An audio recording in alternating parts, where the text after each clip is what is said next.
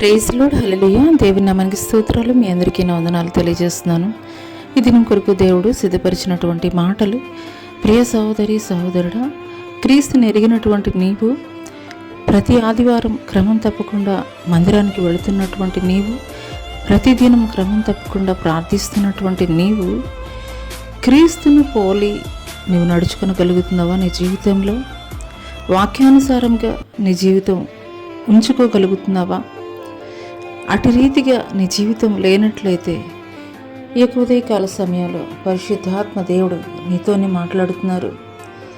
నా యొద్దకు వచ్చి నా మాటలు విని వాటి చెప్పని చెయ్యి ప్రతివాడును ఎవని పోలియుండునో మీకు తెలియజేతును. వాడు ఇల్లు కట్టవల్లని ఉండి లోతుగా త్రవ్వి బండ మీద పునాది వేసిన వాడిని పోలియుండును. వరద వచ్చి ప్రవాహము ఆ ఇంటి మీద వడిగా కొట్టినను అది బాగా కట్టబడినందున అనేక ప్రాచీన ప్రతుల్లో దీనికి పునాది బండ మీద వేయబడను గనుక అని పాఠాంతరం, దాన్ని కదిలింపలేకపోయాను. హల్లెలూయా. ఈ మాటలు వింటున్నటువంటి ప్రియనేస్తమా, మరి క్రీస్తుని పోలి నడుచుకున్నటువంటి వారి జీవితాల్లో ఏ రీతిగా వారి యొక్క ప్రతికూల పరిస్థితుల్లో వారి జీవితం ఉంటుందనేది దేవుడైతే కనుక తెలియజేస్తున్నాడు. ఈ యొక్క ఉదయకాల సమయంలో పరిశుద్ధాత్మ దేవుడు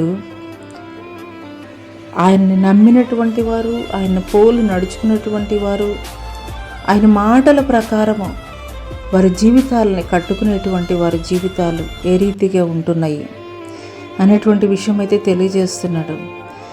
బండ మీద కట్టినటువంటి, అంటే పునాది మీద కట్టినటువంటి ఇల్లు ఏ రీతిగా ఉంటుందంటే, ఎన్ని తుఫాన్లు, పునాది స్ట్రాంగ్గా ఉన్నప్పుడు ఎటువంటి తుఫాన్లు ఏవి వచ్చినప్పటికీ కూడాను ఆ ఇంటిని అయితే కనుక కదిలించలేవు.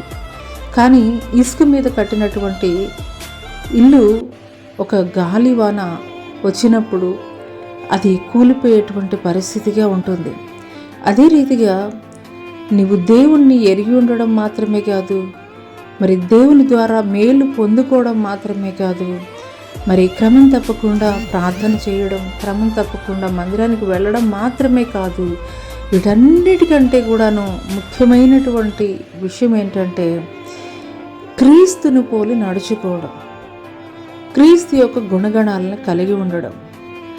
ఆ రీతిగా క్రీస్తుని పోలి నడుచుకుంటూ క్రీస్తు యొక్క గుణగణాలని కలిగి ఉంటూ క్రీస్తు ఏవైతే చేయమని చెప్పారో, లేఖనాల ద్వారా తెలియజేస్తున్నారో వాటిని చేస్తూ నీ జీవితాన్ని క్రీస్తు అనేటువంటి బండ మీద నీవు కట్టుకున్నప్పుడు నీకు ప్రతికూల పరిస్థితుల్లో నువ్వు ఏ మనుషుల దగ్గరికి పరిగిపెట్టవు, లేదంటే గనక నీలో నీవే కలవరం చెందవు. ఎందుకొరకనంటే గనక నా దేవుడు ఏదైనా కానీ చేయగలిగినటువంటి సమర్థుడు.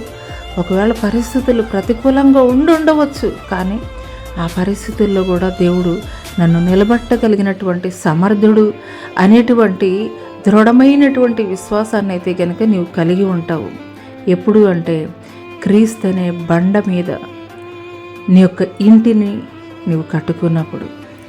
కాబట్టి ఈ యొక్క ఉదయకాల సమయాల్లో పరిశుద్ధాత్మ దేవుడు ఈ మాటలు నా కొరికే మాట్లాడుతున్నారని నీవు విశ్వసించినప్పుడు నీవు క్రమం తప్పకుండా దేవుని యొక్క భక్తి చేస్తున్నావు.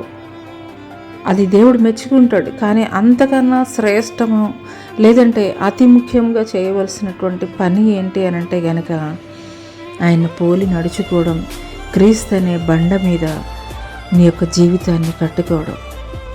ఆ రీతిగా నువ్వు కట్టుకున్నప్పుడు ఎలాంటి ప్రతికూల పరిస్థితులు ఎదురైనప్పటికీ కూడా నువ్వు జడియవు, భయపడవు, కలవరం చెందవు. ఎందుకంటే క్రీస్తే నీకు తోడుగా ఉన్నాడు కాబట్టి, క్రీస్తే నిన్ను భద్రపరుస్తాడు కాబట్టి.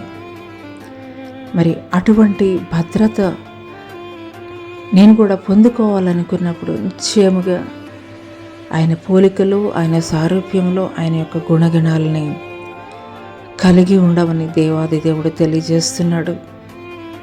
అటు రీతిగా నువ్వు కలిగి ఉన్నప్పుడు స్థిరమైనటువంటి భక్తి జీవితంలో నీవు కొనసాగింపబడతావని దేవాది దేవుడు తెలియజేస్తున్నాడు.